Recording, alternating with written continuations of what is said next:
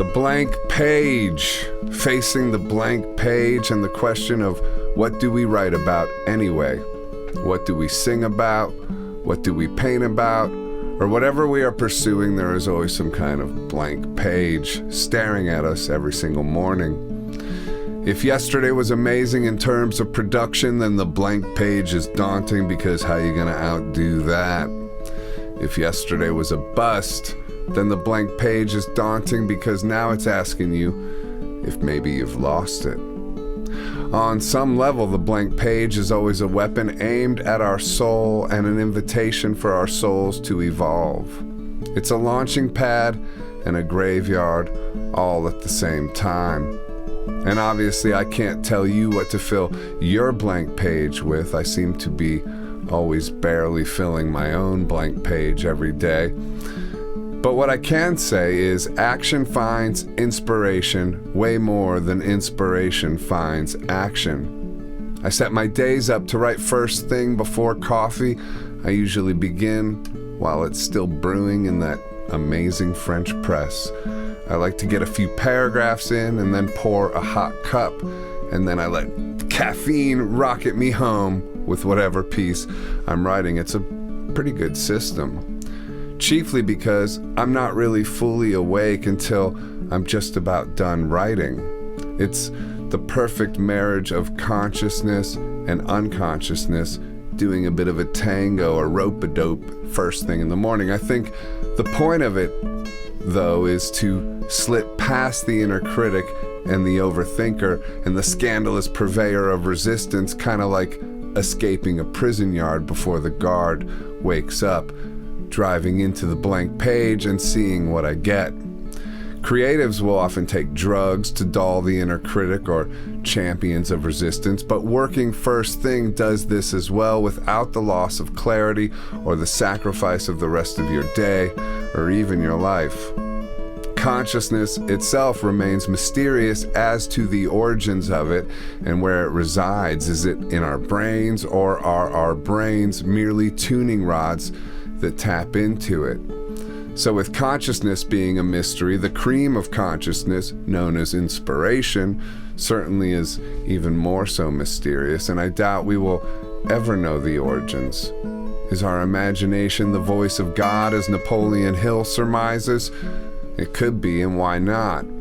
Imagine going through our whole lives thinking God was silent as he prattled on incessantly in all of our minds the whole damn time. I picture us all finally doing a face-to-face with him and with a look of confusion saying to him, "You mean that was you the whole time?" But back to the blank page and how to fill it. And again, you don't have to be a writer to have a blank page. The blank page could be silence for a musician, for instance. We can view it like hunters. The blank page is where we bring our rifles and our dogs, and inspiration is the game. Every act of creativity is a jump in the net will appear scenario. Of course, there are those times when we get struck with a complete idea and we simply have to get it down. But if we work daily, the blank page is inevitable. And so we must view it as a call to action. The action of work being like us picking up the phone and making a long-distance call to inspiration. Hello, inspiration, are you there? What is surprising is how often inspiration actually picks up the phone.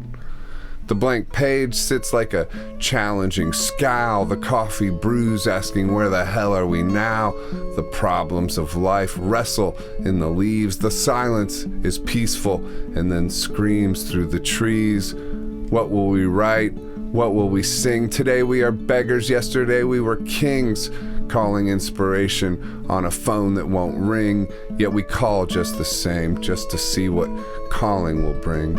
Communion with God or a dance that's insane, tapping into a cloud or a long-distance brain. What is creativity or the immortal outreach when we are here in blank? What the hell can we teach?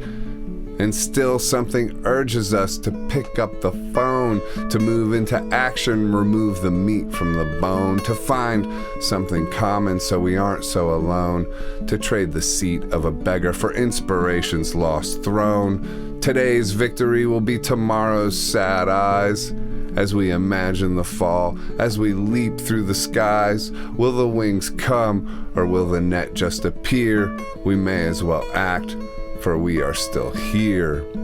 It's interesting to think about the fact that we are motivated to create at all, that we have something within us urging to expand, that we feel this responsibility to meet it halfway, and that the blank page is calling us at the start of each day.